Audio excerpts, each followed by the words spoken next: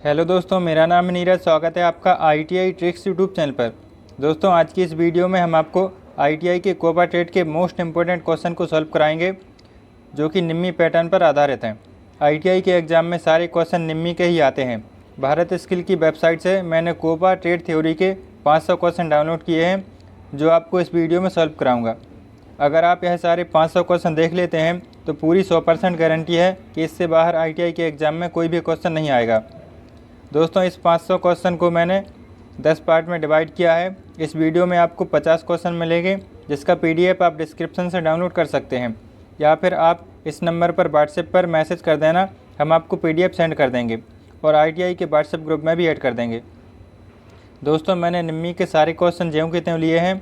कुछ क्वेश्चन शुद्ध हिंदी में हैं और कुछ क्वेश्चन में मिसप्रिंट भी है, और कुछ क्वेश्चन ऐसे हैं जिनके आंसर भी गलत हैं। आपको ITI के एग्ज़ाम में भी ऐसे ही ज्यों के त्यों क्वेश्चन आएंगे। अगर उसका आंसर गलत भी है तब भी आपको वही आंसर लगाना है जो बताया गया है। आपके ITI के एग्ज़ाम में यही क्वेश्चन सही माना जाएगा। आपको एग्ज़ाम में 50 क्वेश्चन पूछा जाएगा, जो कि सारे इन्हीं वीडियोज़ में से आएंगे। तो चलिए शुरू करते हैं हमारे वीडियो। पहला क्वेश्चन है, वह क्रम कौन सा है जिसमें कंप्यूटर संचालित होता है? ए ऑप्शन में है इनपुट आउटपुट प्रक्रिया, बी ऑप्शन है इनपुट प्रक्रिया आउटपुट, सी ऑप्शन है प्रक्रिया इनपुट आउटपुट, और डी ऑप्शन में है आउटपुट प्रक्रिया इनपुट। दोस्तों, इनमें से कौन सा आंसर सही है? आप हमारा आंसर जाने से पहले अपना आंसर ज़रूर कमेंट में लिखते जाना, ताकि हमको भी पता चल सके कि आप कितना तैयारी करे हैं। तो चलिए देखते हैं हमारे क्वेश्चन का आंसर। पहले क्वेश्चन का हमारा बी ऑप्शन सही हो जाएगा, इनपुट प्रक्रिया आउटपुट। मतलब जब हम कंप्यूटर चलाते हैं तो उनमें हम सबसे पहले इनपुट देते हैं, और जो भी हम इनपुट देते हैं उसकी प्रक्रिया होती है, और उसके बाद हमको आउटपुट प्राप्त होता है। तो पहले क्वेश्चन का बी ऑप्शन सही हो जाएगा। चलिए देखते हैं दूसरा क्वेश्चन। पहला सामान्य उद्देश्य प्रोग्रामेबल इलेक्ट्रॉनिक कंप्यूटर कौन सा है? तो जो पहला सबसे पहले कंप्यूटर प्रोग्राम किया गया था वह हमारा ENIAC कंप्यूटर था। तो इसका ये हमारा ए ऑप्शन सही हो जाएगा। चलिए तीसरा क्वेश्चन देखते हैं। कंप्यूटर किस प्रकार का उपकरण है? विद्युत उपकरण है, इलेक्ट्रॉनिक उपकरण है, इलेक्ट्रोमैग्नेटिक है, या इलेक्ट्रोमैकेनिकल है? तो आपको बताना है कि कंप्यूटर कौन से प्रकार का उपकरण है। तो तीसरे क्वेश्चन का हमारा बी ऑप्शन सही हो जाएगा, इलेक्ट्रॉनिक उपकरण है। दोस्तों, हमारा जो कंप्यूटर है वह इलेक्ट्रॉनिक उपकरण आता है। इस तरीके से आसान सवाल आपसे हम पहले सॉल्व करा दिए रहे हैं, और बाकी जो और टफ क्वेश्चन होते हैं वही भी हम आपको सॉल्व कराएंगे। तो आपको ज़्यादा चिंता करने की आवश्यकता नहीं है, आपकी ITI के सारे क्वेश्चन की तैयारी यहीं से हो जाएगी। चौथा क्वेश्चन है, कंप्यूटर का जनक किसे कहा जाता है? चार्ल्स बेबेज कंप्यूटर के जनक माने जाते हैं। तो इसका हमारा ए ऑप्शन सही हो जाएगा। पांचवा क्वेश्चन देखते हैं, विश्लेषणात्मक इंजन का आविष्कार किसने किया था? तो यह हमारे चार्ल्स बेबेज ने ही किया था। तो इसका हमारा ए ऑप्शन सही हो जाएगा।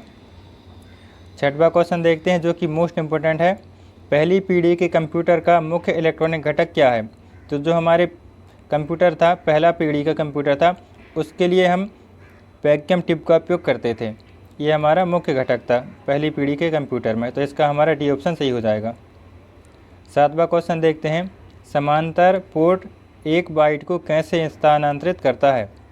तो जो समांतर पोर्ट होता है वह हमारा एक बार में 8 बिट को स्थानांतरित करता है, ट्रांसफ़र करता है। तो इसका हमारा डी ऑप्शन सही हो जाएगा। दोस्तों, हमारा आंसर जानने से पहले आप अपना आंसर ज़रूर लगाते जाना, ताकि आपको भी पता चल सके कि आपने कितनी तैयारी कर रखी है, और आप 50 में से कितने क्वेश्चन को सही करते हैं वह आप कमेंट में लिख देना। तो हम आपको बता देंगे कि आप किस तरीके से आगे की तैयारी करेंगे। तो चलिए 8वां क्वेश्चन देखते हैं, CPU की आंतरिक ऊर्जा आपूर्ति इकाई कौन सी है? तो ये हमारी SMPS होती है। इसका सी ऑप्शन सही हो जाएगा।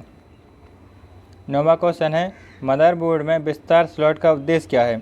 जो मदरबोर्ड में स्लॉट लगे होते हैं उनका क्या काम होता है, क्या उद्देश्य से वो लगाए जाते हैं? तो इसका हमारा उपयोग होता है आंतरिक या बाह्य उपकरण को सम्मिलित करने के लिए। तो इसका हमारा डी ऑप्शन सही हो जाएगा। 10वां क्वेश्चन देखते हैं, कंप्यूटर में मेमोरी यूनिट का उद्देश्य क्या है? तो जो मेमोरी यूनिट होती है कंप्यूटर में, उसका उपयोग क्या होता है? डेटा को स्टोर करना। तो इसका हमारा डी ऑप्शन सही हो जाएगा। 11वां क्वेश्चन देखते हैं, SDR DIMM में कितने पिन होते हैं? तो ए ऑप्शन में दिया गया है 138 पिन होते हैं, बी ऑप्शन में है 148, सी ऑप्शन में है 158, और डी ऑप्शन में है 168। तो आपको बताना है कि SDR DIMM में कितने पिन होते हैं। तो उसमें 168 पिन होते हैं, आपको ध्यान रखना है। इसका डी ऑप्शन सही हो जाएगा। 12वां क्वेश्चन देखते हैं, SIMM में कितने पिन होते हैं? तो इसमें हमारे 30 से 72 पिन होते हैं। ये ऑप्शन करेक्ट हो जाएगा। 13वां क्वेश्चन देखते हैं, OS के लिए कौन सा उदाहरण है। OS मतलब क्या होता है, ऑपरेटिंग सिस्टम। इसका आपको एग्जाम्पल बताना है कि कौन सा यहाँ पर एग्जाम्पल दिया गया है। तो ये हमारा विंडोज़ जो होता है भाई ऑपरेटिंग सिस्टम होता है, तो इसका बी ऑप्शन सही हो जाएगा। 14वां क्वेश्चन है, जो उपयोगकर्ता और कंप्यूटर के बीच एक मध्यवर्ती के रूप में कार्य करता है उसको क्या कहते हैं। तो दोस्तों यह आपके एग्जाम में ज्यों कि त्यों ऐसे ही क्वेश्चन लिखा आएगा, तो आपको कंफ्यूज नहीं होना है, क्योंकि ज़्यादातर ITI के जो कंप्यूटर के क्वेश्चन होते हैं वह इंग्लिश में ही होते हैं। तो आपको एग्जाम में शुद्ध हिंदी में ऐसे ही आएगा। आप चाहें तो वहाँ पर इंग्लिश भी कर सकते हैं। तो हम आपको ऐसे ही सॉल्व करा रहे हैं ताकि आपका ज़्यादा टाइम वेस्ट ना हो। तो 14वें क्वेश्चन का क्या आंसर हो जाएगा, ऑपरेटिंग सिस्टम, डी ऑप्शन सही हो जाएगा। OS का कार्य क्या है। 15वां क्वेश्चन पूछा गया है, ऑपरेटिंग सिस्टम का क्या काम होता है। तो आपको बताना है ऑपरेटिंग सिस्टम का क्या काम होता है। आप बताइए ये ऑप्शन सही है या बी है या सी है, कौन सा ऑप्शन सही है आप कमेंट में लिख देना। हिसाब करना, शब्द संसाधन, चित्र बनाना, या तो फिर प्रक्रिया और स्मृति प्रबंधन। तो 15वें क्वेश्चन का ऑप्शन डी हो जाएगा। ऑपरेटिंग सिस्टम का काम होता है प्रक्रिया करना और स्मृति प्रबंधन, मतलब मेमोरी को प्रबंध करना। 16वां क्वेश्चन देखते हैं, विंडोज़ में न्यूनतम एप्लीकेशन कहाँ रहता है। तो इसका हमारा ए ऑप्शन सही हो जाएगा, टास्क बार में न्यूनतम एप्लीकेशन रहता है। 17वां क्वेश्चन देखते हैं, थोड़ी बड़ा क्वेश्चन है, आप इसे ध्यान से पढ़िएगा। बायस कमांड के साथ कंप्यूटर को नियंत्रित करने के लिए आपकी कंप्यूटर सेटिंग को समायोजित करने के लिए कंट्रोल पैनल में कौन से टूल का उपयोग किया जाता है। तो इसका हमारा डी ऑप्शन सही हो जाएगा, उपयोग की सरलता। 18वां क्वेश्चन है, कौन सा कंट्रोल पैनल प्लेट कंप्यूटर की जानकारी देता है। तो वो हमारा होता है व्यवस्था और सुरक्षा कंट्रोल पैनल, इसका ये ऑप्शन सही हो जाएगा। 19वां क्वेश्चन देखते हैं, कंट्रोल पैनल में प्लेट फाइलों का विस्तार क्या है। जो कंट्रोल पैनल होता है उसमें एप्लेट फाइलों को कैसे, उसका विस्तार क्या होता है, वह होता है .cpl, बी ऑप्शन सही हो जाएगा। 19वें क्वेश्चन का बी ऑप्शन करेक्ट है। 20वां देखते हैं, जो कि सारे बच्चों को याद ही होता है, फाइल फोल्डर को कॉपी और पेस्ट करने के लिए किस शॉर्टकट की का उपयोग किया जाता है। तो इसका हमारा डी ऑप्शन सही हो जाएगा। Ctrl+C से हम कॉपी करते हैं और Ctrl+P से पेस्ट करते हैं, तो इसका हमारा डी ऑप्शन करेक्ट हो जाएगा। 21वां क्वेश्चन है, विंडोज़ डेस्कटॉप को रिफ्रेश करने के लिए किस शॉर्टकट की का उपयोग किया जाता है। दोस्तों शॉर्टकट की से संबंधित आपको 2-3 क्वेश्चन एग्जाम में पूछे जाते हैं, जो कि सारे हम आपको कवर करा देंगे। तो 21वें क्वेश्चन का हमारा क्या करेक्ट होगा, ऑप्शन सी हो जाएगा, F5। दोस्तों यही इसका आंसर आपको निम्मी के PDF में ही मिल जाएगा, और जहाँ पर आप मॉक टेस्ट लगाएं इसका, तो आपको यही ऑप्शन करेक्ट करना है। तो जो भी हम आपको बता रहे हैं वह सारे आपको करेक्ट आंसर ही बता रहे हैं, जो कि आपके एग्ज़ाम में आपको लगाना है। अगर हम आपको गलत भी बताते हैं तब भी आपको वही ऑप्शन में लगाना जो हम आपको बता रहे हैं, क्योंकि आपके ITI के एग्ज़ाम में यही क्वेश्चन सही माना जाएगा, चाहे वो गलत भी हो तब भी आपको इसका 1 नंबर मिलेगा अगर आप ये ऑप्शन लगाते हैं। तो 21वें क्वेश्चन का सी ऑप्शन करेक्ट हो गया। चलिए देखते हैं अगला क्वेश्चन, विंडोज़ एक्सप्लोर में फाइलों और निर्देशिकाओं का क्रम क्या है। तो ये हमारा होता है क्रमिक रूप से। तो इसका हमारा 22वें क्वेश्चन का सी ऑप्शन हो जाएगा, पदानुक्रम। तो 22वें का सी ऑप्शन करेक्ट हो जाएगा। 23वां क्वेश्चन देखते हैं, पिन किए गए एप्लीकेशन को विंडोज़ ऑपरेटिंग सिस्टम में कहाँ रखा जाता है। तो इसका हमारा डी ऑप्शन सही हो जाएगा, टास्क बार में रखा जाता है। चलिए अगला क्वेश्चन देखते हैं, यदि विंडोज़ स्वचालित रूप से अपडेट नहीं की जाती है तो क्या कदम उठाए जाने चाहिए। तो इसके लिए हमें कौन से कदम उठाने चाहिए, स्टार्ट, सेटिंग, कंट्रोल पैनल, उसके बाद प्रोग्राम जोड़ें, फिर स्वचालित अपडेट सक्षम करें। तो इसका हमारा बी ऑप्शन सही हो जाएगा। 25वां क्वेश्चन देखते हैं, यदि पेन ड्राइव काटा नहीं गया है तो क्या किया जाना चाहिए। तो उसके लिए हम क्या कर सकते हैं, डिवाइस मंगर, देख लेना इसको क्या लिखा हुआ था, क्योंकि PDF में तो ऐसा ही लिखा था निम्मी के। और इसके बाद क्या करेंगे, इसका बी ऑप्शन करेक्ट है, डिवाइस मंगर लिखा हुआ है। उसके बाद USB रूट हब डिवाइस सक्षम करें पर राइट क्लिक करें। तो इसका हमारा बी ऑप्शन सही हो जाएगा। चलिए अगला क्वेश्चन देखते हैं, निम्नलिखित में से कौन सा लिनक्स में निर्देश का विभाजक है। दोस्तों आपको यह लिनक्स वाला चैप्टर नया जोड़ा गया है ITI में, तो इसको आप अच्छे से ध्यान से पढ़िएगा। तो 26वें क्वेश्चन का क्या आंसर हो जाएगा, ए ऑप्शन करेक्ट हो जाएगा, जो स्लैश वाला निशान होता है ये हमारा लिनक्स में निर्देशिका विभाजक है। तो चलिए दोस्तों देखते हैं अगला क्वेश्चन। 27वां क्वेश्चन है टिपिकल डीवीडी का क्षमता क्या है। जो टिपिकल डीवीडी की क्षमता होती है वह होती है 4.7 GB। तो इसका हमारा डी ऑप्शन करेक्ट हो जाएगा। 28वां क्वेश्चन देखते हैं ऑप्टिकल डिस्क पर डेटा रिकॉर्ड करने के लिए किस प्रक्रिया का उपयोग किया जाता है। तो इसके लिए हम कौन सी प्रक्रिया का उपयोग करते हैं, बर्निंग प्रक्रिया का उपयोग करते हैं। तो इसका हमारा ए ऑप्शन करेक्ट हो जाएगा।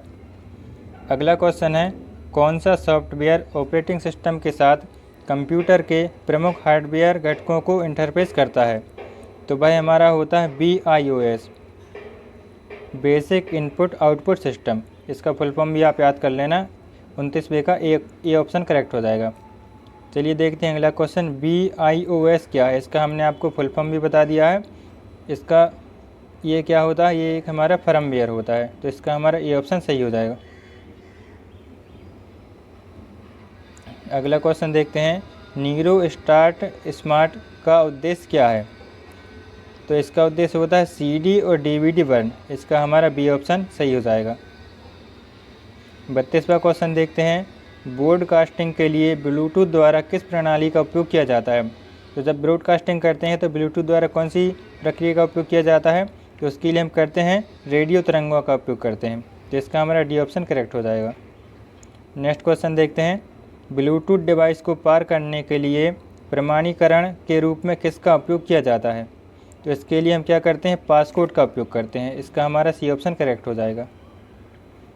अगला क्वेश्चन देखते हैं OS के साथ काम करने के लिए उपकरणों को सक्षम करने के लिए किस कार्यक्रम का उपयोग किया जाता है।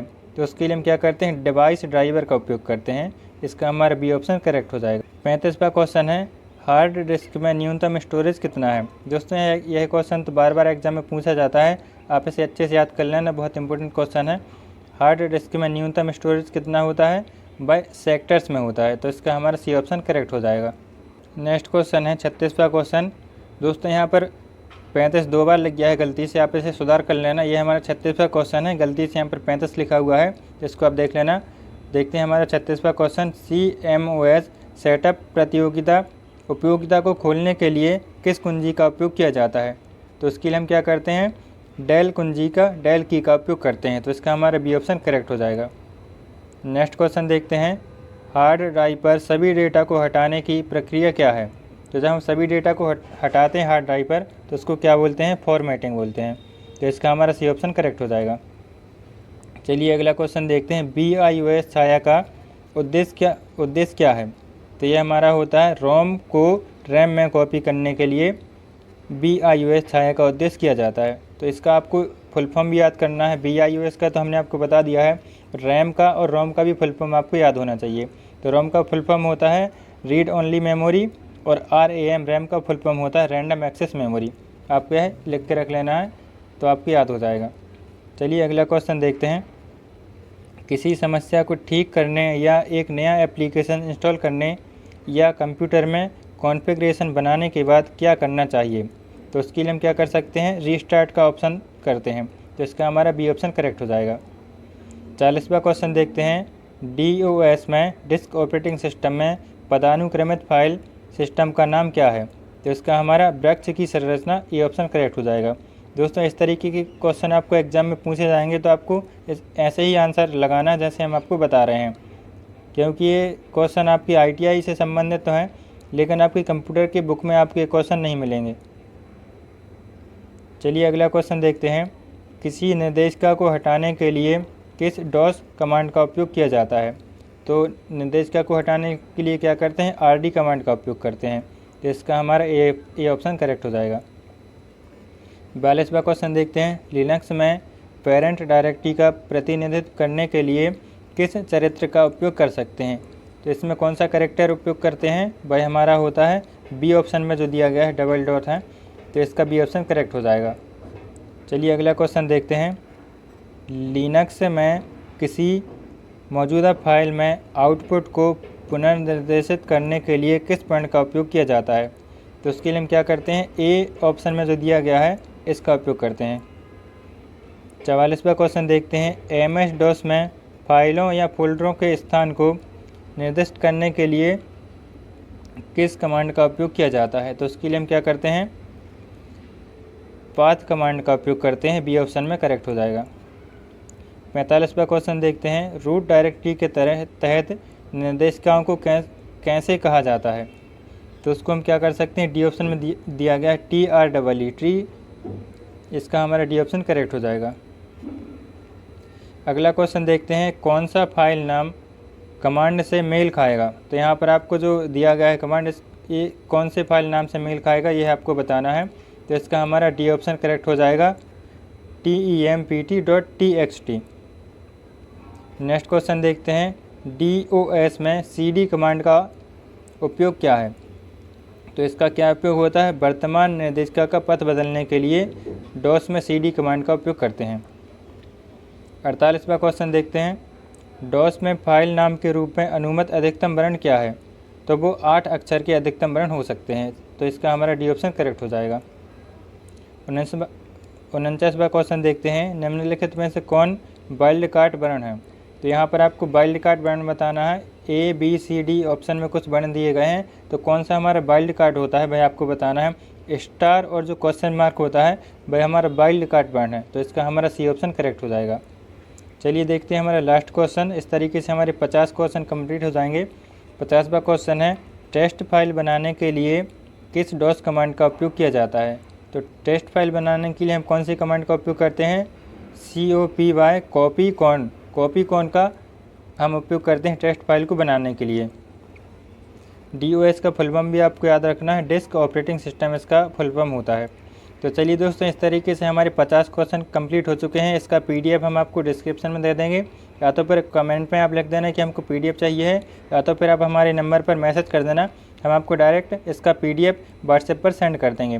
तो अगर आपको वीडियो पसंद आई हो तो हमारे चैनल को ज़रूर सब्सक्राइब कर लेना। आपको इस तरीके से और भी पार्ट मिलते रहेंगे। टोटल 10 पार्ट में हम आपको सारे 500 क्वेश्चन कंप्लीट करा देंगे, जो कि आपके एग्ज़ाम में पूछे जाएंगे। तो चलिए मिलते हैं अगली वीडियो पर, तब तक के लिए आपका बहुत बहुत धन्यवाद।